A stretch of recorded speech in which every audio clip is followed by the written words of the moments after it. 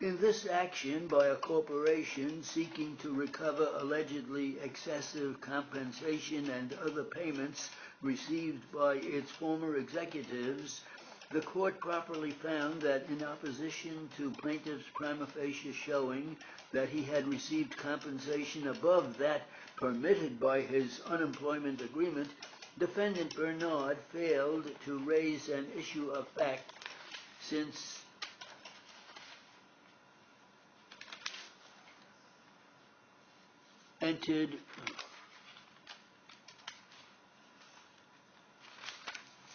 he failed to show how each of the checks he submitted corresponded to his claimed loan repayments and failed to rebut plaintiff's assertion that they did not consider any of the alleged repayment amounts in calculating the amount of excess compensation taken. He similarly failed to rebut plaintiff's assertion that two bonuses which were awarded prior to the execution of the employment agreement but were to be paid in installments while it was in effect also were not included in the plaintiff's calculations of excess compensation.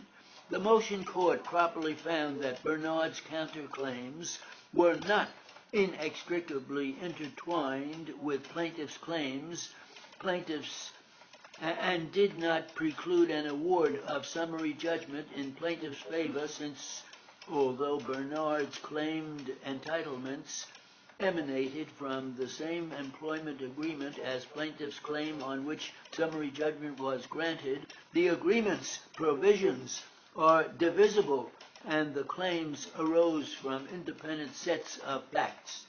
See Scavenger Incorporated versus GT Interactive Software, 273, Appellate Division 2nd, 60, leave denied, 96 New York 2nd, 701, compare Yoy Realty Corp. Versus 177th Street Realty Association, 208, Appellate Division 2nd, 185, 189, 190. We perceive no basis to disturb the findings of the special referee with respect to the amount to be awarded plaintiffs. However,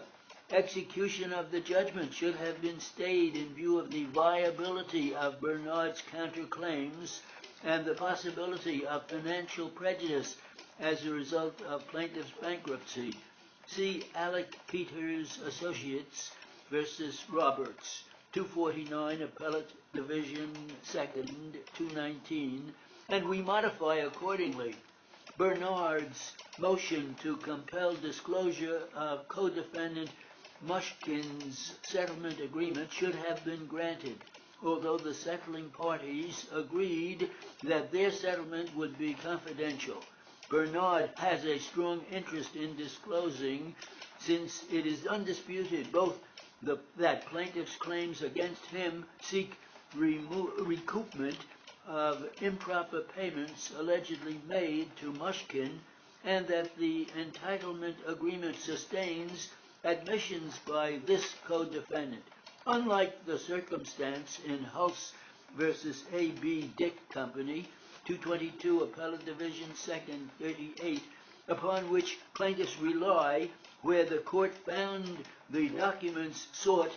to be not even tangentially related to any material issue in the matters being litigated, the confidential materials here appear to be material and necessary to the non-settling defendant's case. It was not sufficient for the motion court to have left the door open for Bernard to again seek such disclosure at trial to aid in his cross-examination of Mushkin. Any doubt as to relevance may be resolved by an in-camera inspection, and accordingly we remand for that purpose. Upon such remand, the settling parties remained interested in confidentiality and may be protected by an order limiting the disclosure of the settlement agreement to Bernard and his counsel, or by such other manner as the Supreme Court directs.